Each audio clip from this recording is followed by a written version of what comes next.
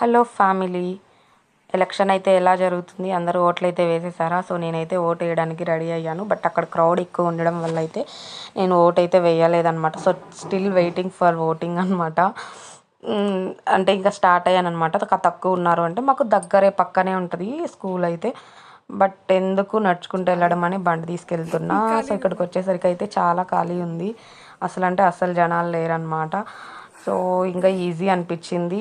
Vote అనేది మన హక్కు కాబట్టి కంపల్సరీ యూస్ చేసుకోవాలి అని నేనైతే చాలా దూరం నుంచి వచ్చాను ఓట్ వేసుకోవడానికి. సో మీరు అలాగే వేశారు అని అనుకుంటున్నాను అనమాట. సో ఫైనలీ మా మమ్మీ అయితే ఇక్కడ వాళ్ళ కొలీగ్స్తో పాటు కూర్చుంది. మా మమ్మీకి డ్యూటీ లేదు, బట్ కూర్చుందనమాట. సో వాళ్ళని అందరినీ పరిచయం చేస్తుంది. అలా మాట్లాడేసుకొని హ్యాపీగా ఓట్ వేసేసుకొని వచ్చేసాను అనమాట. సో నా ఓట్ మార్క్ కూడా చూపిస్తాను మీకు. ఇదైతే నేను ఓటు వేసేసి ఇంటికి వచ్చేసాను అనమాట. సో బండిలో వచ్చేటప్పుడు వీడియో తీయలేం కాబట్టి ఇంటికి వచ్చేసాక